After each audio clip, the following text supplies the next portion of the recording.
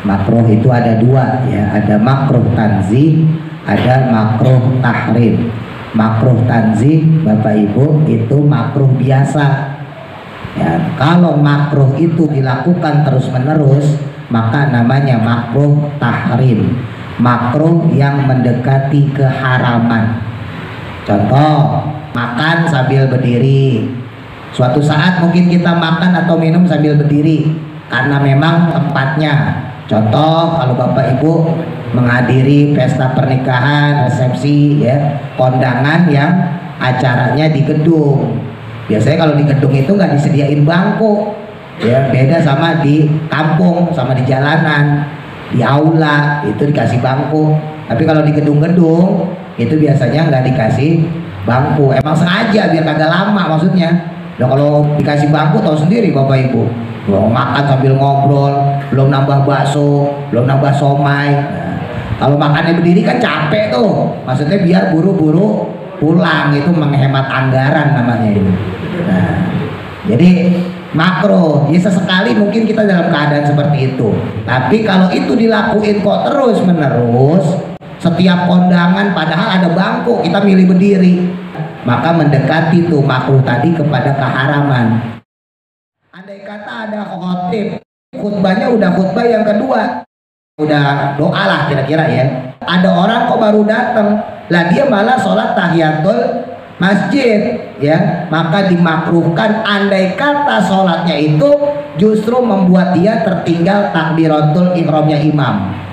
Tapi wa'ila jika tidak, falatukrohu, maka tidak dimakruhkan, bal tusannu, bahkan disunahkan untuk melaksanakan sholat tahiyatul masjid. Lakin tetapinya yalzamhu, wajib bagi dia takhfifuha, untuk meringankan sholatnya tersebut, bi ayyak tasiro, dengan cara meringkas alal wajibati, atas berbagai hal-hal yang wajib saja, kama sebagaimana qolahu, mengatakannya syekhuna, guru kita, maksudnya yaitu Imam Ibnu Hajar Al-Haytami. Berarti kalau orang yang pakai pendapat bahwa sholat Jumat itu modifikasi sholat zuhur, maka ada qobliyah Jumat sebagaimana qobliyah zuhur. Lah gimana untuk pendapat yang kedua? Nah, untuk yang pendapat kedua menurut mereka kan berarti nggak ada qobliyah Jumat. Apakah mereka tetap boleh sholat? Ya, sementara dia sudah sholat tahiyatul masjid, maka tetap ada kesunahan melaksanakan sholat. Cuma namanya bukan sholat qobliyah, namanya sholat intizor, sholat ringan untuk menunggu khotib naik mimbar, namanya sholat intizor. Makanya oleh karena itu kita bikin kesimpulan bahwa sebetulnya mau yang pakai menganggap sholat Jumat itu bagian sholat zuhur kek, mau sholat Jumat itu sholat sendiri kek, sebetulnya tetap ada kesunahan setelah azan untuk melaksanakan sholat sunnah 2 rakaat. Bedanya di niat nanti. Bagi mereka-mereka yang menganggap sholat Jumat itu merupakan bagian sholat zuhur, maka sholatnya sholat qobliyah. Sedangkan bagi orang-orang yang menganggap sholat Jumat sholat tersendiri, bukan bagian sholat zuhur, maka sholatnya namanya sholat intizor.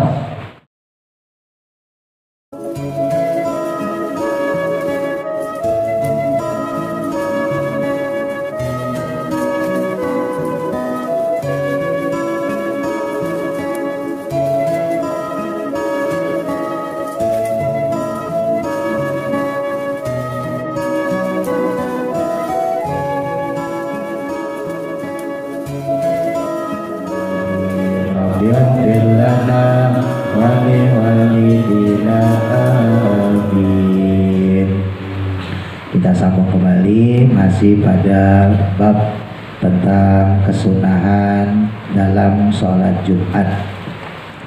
Bismillahirrahmanirrahim. Qala musannifu rahimahullahu ta'ala wa nafa'ana bihi wa bi barakati ulumihi fi daraini amin. Wa tukrahu, dan dimakruhkan, tahriman secara makruh tahrim. Makruh itu ada dua ya, ada makruh tanzih, ada makruh tahrim. Makruh tanzih Bapak Ibu itu makruh biasa. Ya, kalau makruh itu dilakukan terus menerus maka namanya makruh tahrim, makruh yang mendekati keharaman. Contoh di antara perbuatan yang makruh, makan atau minum sesuatu yang menyengat ketika mau melaksanakan sholat. Misal kita makan jengkol, makan pete, bawang. Nah itu sesuatu yang menyengat, itu hukumnya makruh untuk mendekati sholat ya. Kalau nggak mendekati sholat nggak apa-apa. Jadi misalnya zuhur jam 12, nah bapak ibu kebetulan makan setengah 12, nah itu makruh di situ ya, kalau mendekati sholat. Tapi kalau jam 11, jam 10 itu nggak apa-apa, nggak makruh ya. Kalau mendekati waktu kita mau sholat hukumnya makruh. Nah itu makruhnya biasa, tapi kok jadi adat, jadi kebiasaan. Setiap mau sholat kita makan jengkol, wah. Setiap mau sholat makan bawang. Atau kalaupun nggak setiap hari, setidaknya sering lah, sering kita lakukan, maka makruh tanzih tadi, makruh biasa tadi naik derajatnya menjadi makruh tahrim, makruh yang mendekati keharaman. Tidak sampai haram ya. Kalau haram kan emang kagak boleh. Kalau makruh itu sebaiknya ditinggalkan. Dikerjakan tidak berdosa, ditinggalkan berpahala. Contoh lain, kencing sambil berdiri. Nah ini pastinya buat bapak-bapak. Kalau ibu-ibu nggak mungkin kencing berdiri ya. Kalau ibu-ibu kencing berdiri berauran kemana-mana ya. Bapak-bapak misalnya ada satu kala karena kepepet ya, boleh kita kencing berdiri. Misal kalau lagi di tempat umum ya, saya sendiri kalau di fasilitas umum kalau jongkok itu takutnya kanan kirinya justru malah banyak najisnya, malah khawatir nanti baju malah kena najis ya. Misalnya di toilet umum ya, di WC umum, atau misalnya bapak di hotel atau di bandara, di stasiun, terminal, yang mana tempatnya itu memang nggak memungkinkan kita untuk jongkok. Nah itu makruh, tapi makruhnya tanzih, makruh biasa. Kalau di rumah mungkin kita sambil berdiri, nah itu makruh tanzih. Lah ketika dilakukan terus menerus, lah kok setiap kencing berdiri, nah itu masuk ke dalam makruh tahrim, makruh yang mendekati keharaman. Contoh satu lagi, makan sambil berdiri. Suatu saat mungkin kita makan atau minum sambil berdiri karena memang tempatnya. Contoh kalau bapak ibu menghadiri pesta pernikahan, resepsi ya, kondangan yang acaranya di gedung. Biasanya kalau di gedung itu nggak disediain bangku ya, beda sama di kampung, sama di jalanan, di aula itu dikasih bangku. Tapi kalau di gedung-gedung itu biasanya nggak dikasih bangku, emang sengaja biar kagak lama maksudnya. Nah kalau dikasih bangku tahu sendiri bapak ibu, mau makan sambil ngobrol, belum nambah bakso, belum nambah somai. Nah, kalau makannya berdiri kan capek tuh, maksudnya biar buru-buru pulang, itu menghemat anggaran namanya itu. Nah jadi makruh ya, sesekali mungkin kita dalam keadaan seperti itu, mau nggak mau kita makan sambil berdiri, mau nggak mau kita minum sambil berdiri. Tapi kalau itu dilakuin kok terus menerus, setiap kondangan padahal ada bangku kita milih berdiri, setiap ada hajatan kita masih bisa duduk kok kita masih berdiri juga, maka mendekati tuh makruh tadi kepada keharaman. Nah makruh yang sering dilakukan, makruh yang menjadi kebiasaan berulang-ulang, maka derajatnya naik dari makruh tanzih menjadi makruh tahrim, makruh yang mendekati keharaman.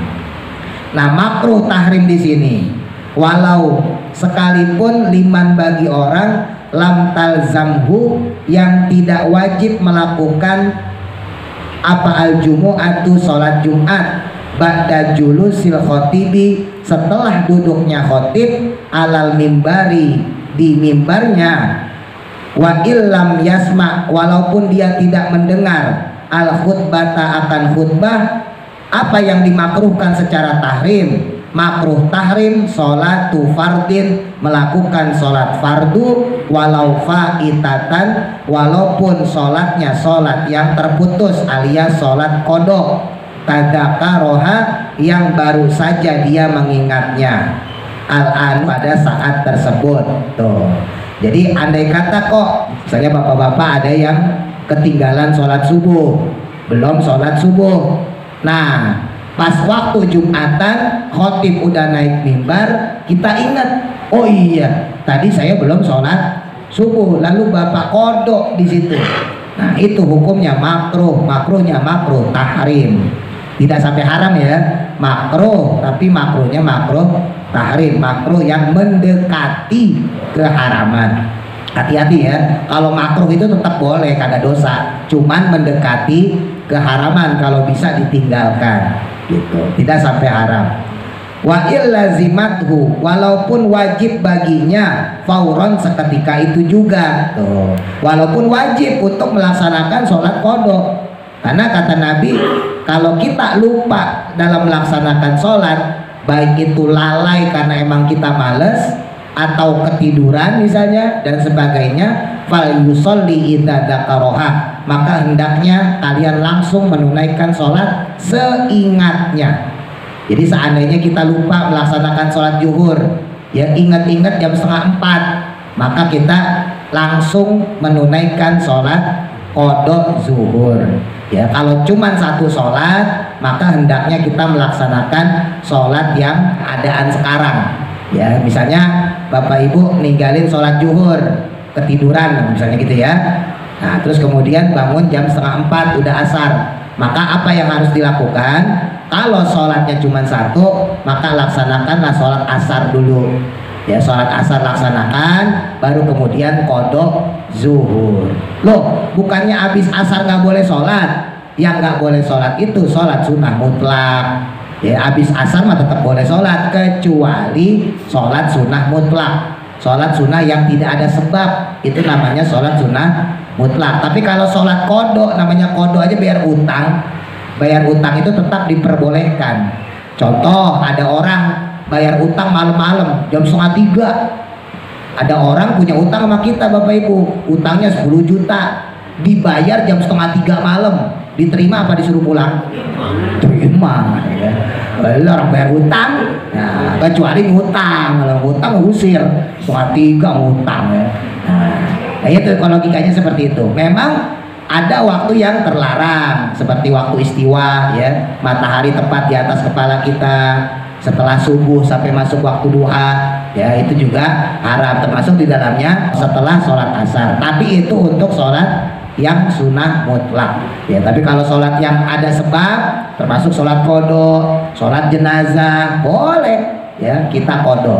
Nah tapi kalau sholatnya beruntun, seandainya bapak ibu ninggalinnya subuh sama zuhur, berhubung mungkin sakit ya, habis isya kok gak enak badan, ya minum obat, tidur, lah kok pules, subuh bablas, zuhur bablas, bangun 3:30, untung masih bangun ya, bangun 3:30. Nah maka karena urutan, sebaiknya yang dilakukan adalah qadha subuh dulu, baru kemudian qadha zuhur, baru kemudian sholat asar. Tapi itu pun ada catatannya, kalau waktunya memadai.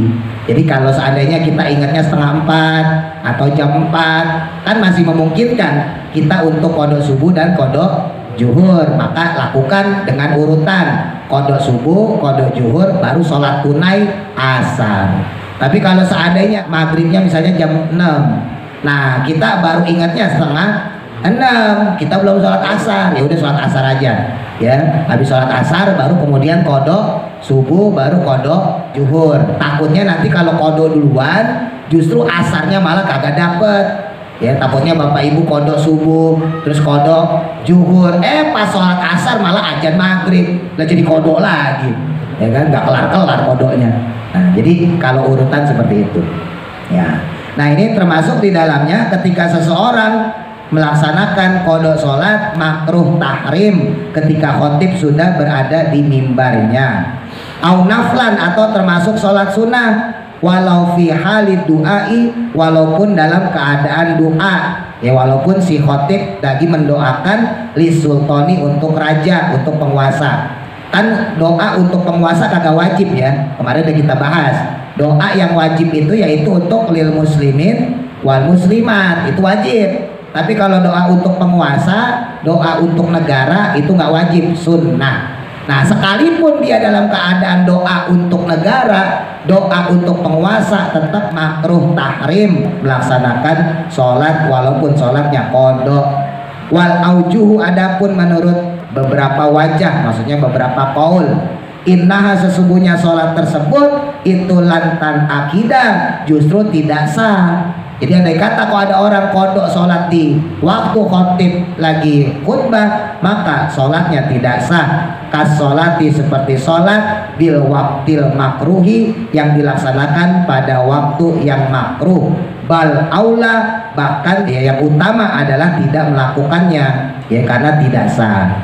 Wajibu, dan wajib alaman atas orang bisolatin, dengan melaksanakan atau yang sedang melaksanakan sholat, wajib apa? Takhfifuha, meringankannya. Jadi meringankan sholat bi ayyak tasiro, dengan cara meringkas, ya mempercepat, melakukan sholatnya dipercepat, ala aqalli mujziin, dengan sedikitnya yang paling mencukupi. Bahasa gampangnya sholatnya minimalis. Kapan tuh? Inda julusihi, ketika duduknya si khotib alal mimbari, di atas mimbarnya. Jadi kalau khotib sudah di atas mimbar, seandainya kok kita masih sholat, maka dipercepat sholatnya, diringankan, gitu ya. Wa kuriha, dan dimakruhkan lidakhilin, bagi orang yang masuk, maksudnya masuk ke dalam masjid, tahiyatun, untuk melaksanakan tahiyatul masjid, fawatat, yang mana membuat dia itu tertinggal takbiratul ihrami, akan takbiratul ihramnya si imam. Insolaha, jika dia melaksanakan sholatnya.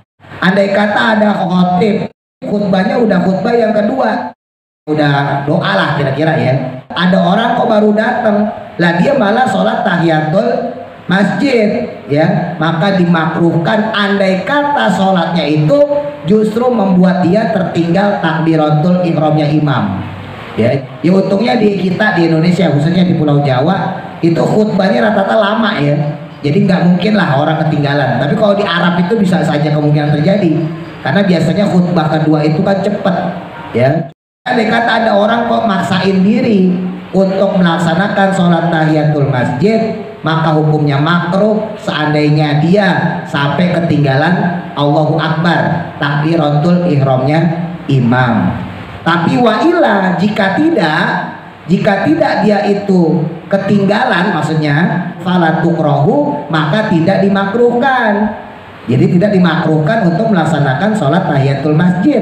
Bal tusannu, bahkan disunahkan untuk melaksanakan sholat tahiyatul masjid. Lakin tetapinya yalzamhu, wajib bagi dia takhfifuha, untuk meringankan sholatnya tersebut, bi ayyak tasiro, dengan cara meringkas, alal wajibati, atas berbagai hal-hal yang wajib saja, kama sebagaimana qolahu, mengatakannya syekhuna, guru kita, maksudnya yaitu Imam Ibnu Hajar Al-Haytami.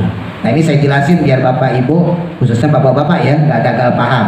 Ini sering banyak terjadi pertanyaan ya di masyarakat kita. Ketika khotib sudah naik mimbar, apakah kita diperbolehkan untuk sholat tahiyatul masjid? Karena di antara sholat sunnah yang paling afdol adalah sholat sunnah tahiyatul masjid. Dulu pernah kita pelajarin ya, sholat sunnah yang paling afdol pertama yaitu sholat sunnah witir. Nah makanya kalau bisa jangan ditinggalin sholat witir walaupun cuma 3 rakaat ya. Terus sholat sunnah yang paling afdol yang kedua yaitu sholat id ya, urutannya sholat idul adha dulu, baru kemudian sholat idul fitri. Terus yang ketiga di antara sholat sunnah yang afdol adalah sholat qobliyah subuh ya. Yang keempat sholat sunnah yang paling afdol di antaranya adalah sholat sunnah tahiyatul masjid. Bahkan sampai suatu ketika pernah ada sahabat datang Bapak Ibu ketika Nabi sedang naik mimbar lagi jadi khotib. Nah orang itu baru mau duduk, belum duduk ya, baru mau begini. Ya, jadi belum duduk karena sholat tahiyatul masjid itu syaratnya jangan duduk. Ingat-ingat, orang kalau udah duduk nggak bisa sholat tahiyatul masjid. Kalau qobliyah bisa, tapi kalau udah duduk nggak bisa sholat tahiyatul masjid. Nah ini orang belum duduk, jadi gampangnya baru datang gini ya. Nah baru setengah baru ini. Nah baru pengen duduk, Nabi langsung bilang, Nabi langsung negor itu orang. Nah Nabi itu menegurnya posisi lagi khutbah, lagi jadi khotib Jumat. Baru mau duduk sama Nabi dibilang, sahabatku berdiri dulu, shollu rokaatain, sholat dulu kamu 2 rakaat. Jadi orang tersebut, sahabat tadi disuruh berdiri dulu, lalu kemudian melaksanakan sholat 2 rakaat. Inilah salah satu dalil pentingnya dan derajat muakkadnya, derajat yang sangat dianjurkannya oleh Nabi tentang sholat tahiyatul masjid. Dalam riwayat lain disebutkan ada orang masuk ke dalam masjid, pas mau duduk Nabi dalam posisi khutbah, lagi-lagi dalam posisi khutbah beliau mengatakan, ketika diantara kalian masuk ke dalam masjid maka falyusolli rokaatain, hendaknya dia sholat 2 rakaat. Ya, jadi 2 hadis ini Nabi ngomong pas lagi khutbah. Berarti kira-kira statusnya penting apa enggak tuh? Penting apa enggak? Penting. Makanya ada kesunahan orang tetap sholat tahiyatul masjid sekalipun imam atau si khotib dalam keadaan sudah khutbah, ya sudah berada di atas mimbarnya, tetap disunahkan tahiyatul masjid. Cuman untuk khotib yang sudah berada di atas mimbar, buat kita yang datang telat disunahkan tahfif untuk meringankan. Ya, tadi di sini disebutin sekiranya mujzi itu ya minimalis. Jadi misalnya kayak doa iftitah kan sunnah ya, jangan dibaca. Ya udah langsung Fatihah aja. Allahu Akbar langsung Fatihah. Surat sunnah nggak usah baca surat, langsung ruku gitu ya, dan seterusnya dan seterusnya. Karena yang wajib itu adalah mendengarkan khotib, tapi supaya nggak kehilangan fadilah untuk sholat sunat tahiyatul masjid, diusahakan untuk sholat sunat tahiyatul masjid. Nah, pada pelajaran pertama tentang sholat Jumat itu ada 2 pendapat ulama. Pendapat ulama pertama mengatakan sholat Jumat itu kedudukannya sebagai pengganti sholat zuhur. Jadi seakan-akan khutbah Jumat yang pertama dan yang kedua itu seperti rokaat pertama dan rokaat kedua sholat zuhur. Nah terus kemudian sholat Jumatnya sendiri yang 2 rokaat itu seakan-akan sholat yang ketiga sama sholat yang keempat rokaat. Paham ya? Jadi pendapat ulama terbagi 2. Yang pertama berpendapat seperti itu, bahwa sholat Jumat itu adalah pengganti daripada sholat zuhur, jadi cuma modifikasi aja. Nah pendapat yang kedua berpendapat sebaliknya, ya enggak, sholat Jumat ya sholat Jumat, sholat zuhur ya sholat zuhur gitu. Jadi sholat Jumat tersendiri. Buktinya apa? Sholat Jumat itu ketika seseorang nggak melakukan, nggak bisa dikodok dengan sholat Jumat, harus dikodok dengan sholat zuhur gitu. Ini pendapat yang kedua. Ala kulli hal, intinya dua-duanya benar.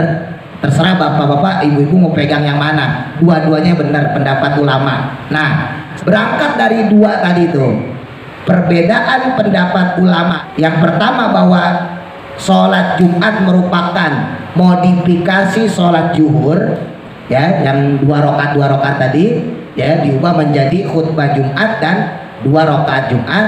Nah, ini mereka berpendapat kalau Jumatan itu merupakan modifikasi sholat zuhur, berarti ada dong qobliyah Jumat. Nah sementara untuk pendapat yang kedua yang mengatakan oh enggak, Jumatan ya Jumatan, zuhur ya zuhur, tadi saya sampaikan lah buktinya. Kalau sholat Jumat nggak bisa dikodok, kalau sholat zuhur dikodok pakai sholat zuhur. Tapi kalau sholat Jumat dikodoknya pakai apa? Sholat zuhur. Kagak bisa dikodok pakai sholat Jumat. Bapak ketinggalan sholat Jumat, terus apa yang harus dilakukan? Sholat zuhur, bukan sholat Jumat, kan begitu. Nah menurut pendapat yang kedua nggak ada qobliyah Jumat berarti. Kenapa? Karena berbeda dengan sholat zuhur. Jadi sekali lagi, bagi ulama yang mengatakan bahwa sholat Jumat merupakan bagian sholat zuhur, modifikasi sholat zuhur, mereka berpendapat ada qobliyah Jumat sebagaimana ada pula qobliyah zuhur. Itu. Sementara untuk pendapat yang kedua, karena Jumatan itu sholat tersendiri, maka nggak ada qobliyah Jumat, nggak bisa disamakan dengan zuhur, yang mana zuhur punya qobliyah. Kalau Jumatan berhubung beda dengan zuhur, maka nggak bisa dianggap bahwa di situ ada qobliyah Jumat, gitu ya. Jadi kalau untuk pendapat ini ada berbeda. Nah, sekarang timbul pertanyaan, terus kita pegang yang mana nih? Gitu. Ya udah, saya balikin kayak tadi, Bapak Ibu pilih yang mana. Kalau kita berpendapat bahwa Jumatan merupakan modifikasi sholat zuhur, berarti kita menganggap bahwa ada qobliyah Jumat. Tapi kalau Bapak Ibu menganggap bahwa sholat Jumat itu tersendiri, ya tidak perlu qobliyah Jumat, gitu ya. Tapi pendapat yang pertama maupun yang kedua, tetap kedua pendapat ini mensunahkan untuk sholat tahiyatul masjid. Baik pendapat pertama maupun pendapat kedua tetap mensunahkan sholat tahiyatul masjid. Jadi letak perbedaannya khilafiyah ulama bukan di sholat tahiyatul masjid, ingat ya. Letak perbedaan pendapat ulama ada pada qobliyah. Perlukah qobliyah Jumat atau tidak? Kalau kita jawab, tergantung sampean pilih yang mana. Kalau sampean pilih kaul ulama yang mengatakan bahwa Jumatan bagian daripada sholat zuhur, maka perlu melakukan qobliyah Jumat. Tapi kalau sampean megang pendapat ulama yang mengatakan bahwa sholat Jumat itu tersendiri, ya nggak perlu sholat qobliyah Jumat, cukup sholat tahiyatul masjid, gitu ya. Ini yang kadang-kadang orang suka bingung, ya, terjadi gesekannya seperti itu. Nah, terus kemudian ini fenomena lagi ya, azan Jumat itu di zaman Nabi cuma 1 kali Bapak Ibu. Ya, mulai ada azan Jumat 2 kali itu pas zaman Sayyidina Umar, bersamaan dengan banyaknya kaum muslimin saat itu. Ya, Sayyidina Umar mengkiaskan azan Jumat 2 kali seperti azan subuh. Azan subuh itu kan ada 2 kali ya. Kalau misalnya subuhnya 4:30, nah jam 3 atau 3:30 itu udah azan. Kalau di Jakarta mungkin jarang ya. Di sini paling ngasih dong, masalah itu juga udah jarang sekarang. Nah, kalau di kampung itu masih banyak tuh. Nah ya, atau di Mekah, di Madinah ya. Nah itu azannya 2 kali. Nah azan pertama itu bukan azan masuk subuh, tapi azan peringatan, azan penanda bahwa sebentar lagi akan datang waktu subuh. Azan kedua baru azan subuh. Nah untuk sholat Jumat di zaman Nabi, azannya cuma 1. Jadi ketika Nabi naik mimbar, Assalamualaikum warahmatullahi wabarakatuh, Nabi duduk, azan Allahu Akbar, Allahu Akbar. Itu aja azannya. Azan Jumat tanda masuknya waktu zuhur, sekaligus imam atau khotib naik mimbar. Dan itu yang digunakan oleh saudara-saudara kita di Muhammadiyah, di Persis, LDII ya, dan sebagainya.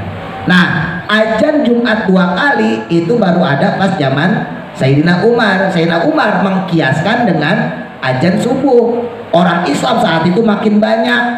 Kalau azan cuma 1 kali, ya takutnya orang-orang masih pada di rumah, ya takutnya pada telat dan sebagainya.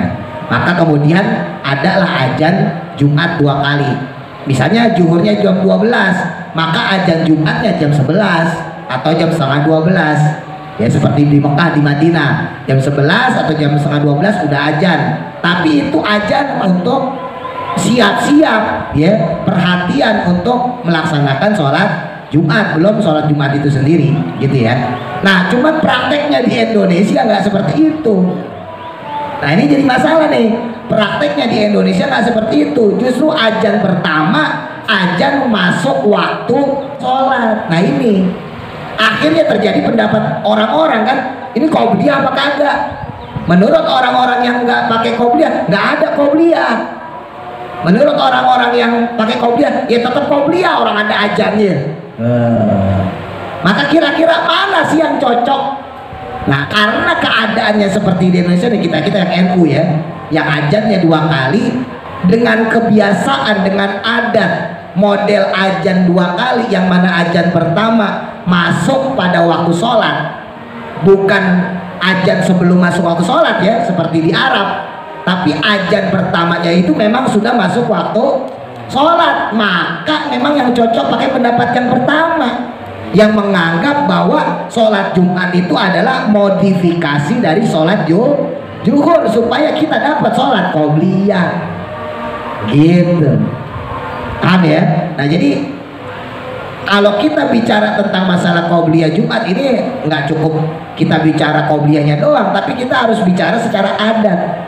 Ya beda lagi nanti mungkin 100 tahun kemudian gitu ya, Indonesia kemudian ngikutin Arab, ya ajannya mungkin jam 11, karena memang yang benar begitu sebetulnya, jam 11, jam 10, untuk menandakan bahwa hari ini hari Jumat, siap-siap sholat Jumat. Nanti pas azan kedua khatib naik mimbar, itulah masuk waktu Jumat, itulah waktu zuhur.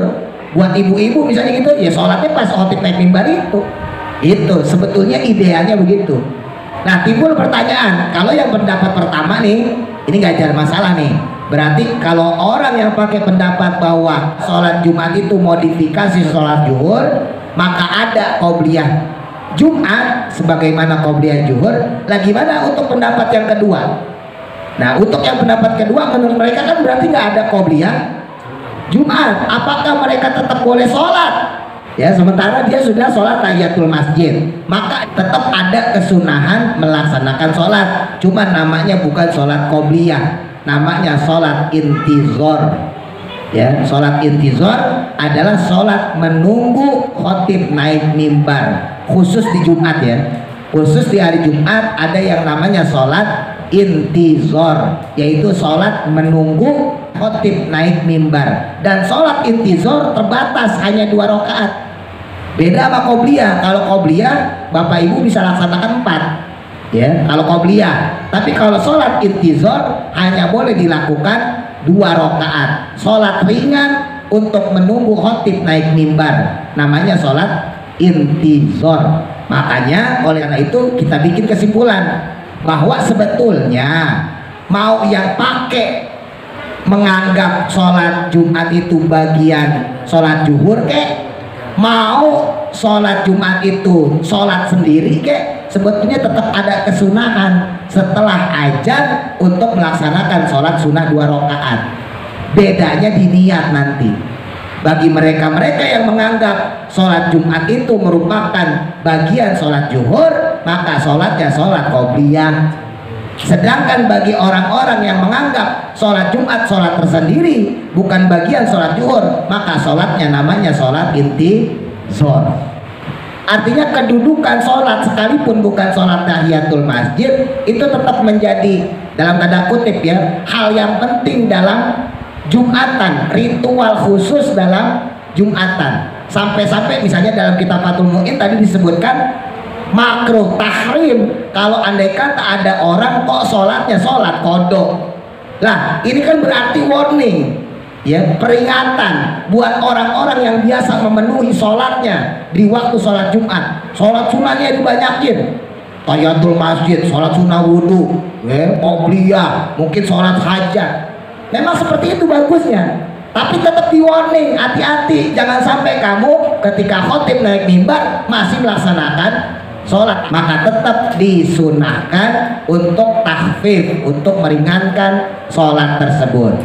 Jadi ketika masuk ke dalam masjid bapak-bapak, khatib dalam keadaan berdiri, sebetulnya kita punya 2 pilihan, tetap duduk mendengarkan atau sholat sunnah tahiyatul masjid. Secara fikih tetap disunahkan untuk melaksanakan sholat tahiyatul masjid, cuma jangan lama-lama ya. Lakukan tahiyatul masjid dengan seringan mungkin, pakai yang wajib-wajib doang, supaya mendengarnya kita kepada khatib yang sedang khutbah itu tidak terganggu, tidak kehilangan durasi waktunya. Itu ya, itu saya tambahin sedikit. Wa kuriha, dan dimakruhkan ikhtibaan, duduk ikhtiba halatal khutbati, pada saat khutbah, linahyi, karena adanya larangan, anhu, darinya. Jadi duduk ikhtiba itu duduk yang dengkul itu ditahan sama sorban. Ini sorban saya kurang panjang, jadi kalau pakai sorban panjang ini ditahan ya Bapak Ibu, ditaruh di dengkul. Jadi sorban ini kalau diikat di dengkul itu bisa buat jagaan. gitu ya, jadi agak jatuh. Nah, orang Arab itu punya kebiasaan seperti itu. Termasuk Nabi sendiri punya kebiasaan seperti itu.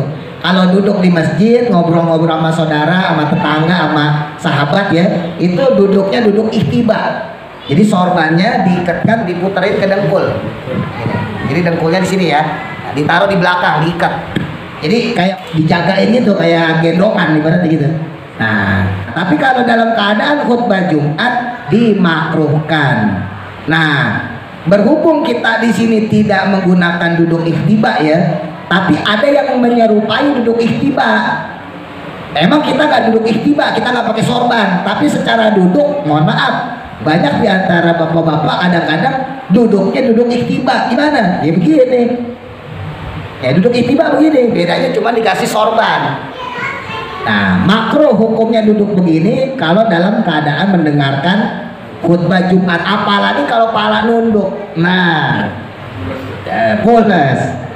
Nah, dalam keadaan pantat terbuka, ingat salah satu yang menyebabkan batalnya wudhu yaitu tidur dengan lubang dubur terbuka. Kalau kita posisi duduk begini Bapak Ibu, maka lubang dubur tertutup. Makanya kalau kita begini ya, terus kemudian kita langsung sholat sah. Kenapa? Wudhunya kagak batal. Tapi kalau bapak tidurnya begini, ibu tidurnya begini, atau begini, maka lubang dubur terbuka. Ya, kalau kakinya ngangkat, otomatis lubang dubur terbuka, maka batal wudhunya. Lah, andai kata posisi kok kayak begitu, terus tiba-tiba langsung sholat, Allahu Akbar, ya kagak sah sholatnya. Gitu ya. Wa kutubi aurokin, dan juga menulis di kertas halataha di dalam keadaan tersebut. Maksudnya dalam keadaan khutbah, ya, menulis-nulis. Nah, tapi di sini dikhususkan menulis fi akhir Jumu'atin, pada akhir Jumat ya, min Ramadona, dalam bulan Ramadan. Ini biasanya dalam perdukunan nih. Ramadan ada 4 Jumat, nanti Jumat terakhirnya ya pas khotib itu lagi naik mimbar menulis. Bahkan wa in kataba, walaupun menulis fiha di dalamnya, walaupun yang ditulis tersebut nahwa asma'in suryaniyatin, semacam asma, atau kalau bahasa perdukunan itu raja ya, yang berbahasa Suryani. Bahasa Suryani itu bahasa yang susah. Kalau yang sekarang lagi viral itu Mama Gupron itu salah, itu makoli itu salah, itu bukan bahasa Suryani ya. Yajhalu, yang mana tidak diketahui maknaha, akan maknanya. Maka kalau menulis yang kayak begitu di Ramadan terakhir pada hari Jumat, maka haruma, diharamkan.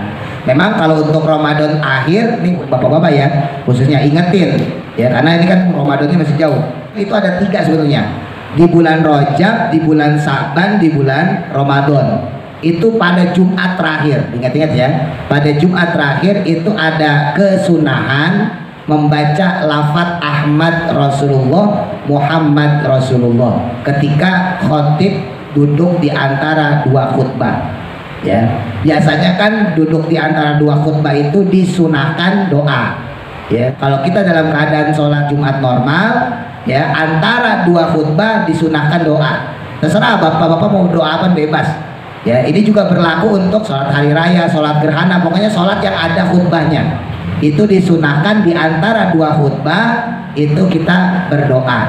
Nah, khusus di bulan Rajab, Ruwah atau bulan Sa'ban, dan bulan Ramadan pada Jumat yang terakhir, bukan Jumat pertama, bukan Jumat kedua, bukan Jumat ketiga ya, Jumat pada Ramadan terakhir, berarti besoknya Lebaran gitu. Atau pendapat lain lebih banyak lagi pada bulan Rajabnya, bulan Syabannya, disunahkan kita membaca Ahmad Rasulullah, Muhammad Rasulullah 3 kali. Itu insya Allah dalam setahun apa yang kita hajatkan, apa yang kita inginkan dimudahkan, dikabul sama Allah. Nah, itu salah satu amalan. Adapun ini tadi nih, adapun yang menulis ketika khotib naik mimbar di bulan Ramadan dengan tulisan-tulisan Suryaniyah, apalagi dengan asma-asma, dengan raja-raja, dengan isim-isim macam-macam, itu diharamkan. Lo orang khotib lagi naik mimbar, ya nggak boleh. Jadi memang ada beberapa kesunahan yang dilakukan oleh para wali, para ulama-ulama hakikat, tapi ada juga yang maaf dalam tanda kutip diselewengkan oleh mereka-mereka yang bukan ulama. Ya, makanya penting dalam hal ini, dalam melakukan kesunahan-kesunahan, ya kita harus tahu ini beneran sunnah apa enggak. Jangan-jangan bukan sunnah. Begitu pula dengan hukum tadi, ini makruh biasa atau makruh tahrim, ini mendekati keharaman atau cuman makruh biasa. Jadi kita juga harus tahu ya, harus paham. Nah tentunya untuk memahami itu ya harus lewat belajar gitu ya. Wasunnah, dan disunahkan selanjutnya qira'at surati kahfi, membaca surah kahfi. Insyaallah kita lanjutkan pekan selanjutnya. Wallahu a'lam, mudah-mudahan manfaat. Al-Fatihah. A'udzu billahi minasy syaithanir rajim. Bismillahirrahmanirrahim. Alhamdulillahi rabbil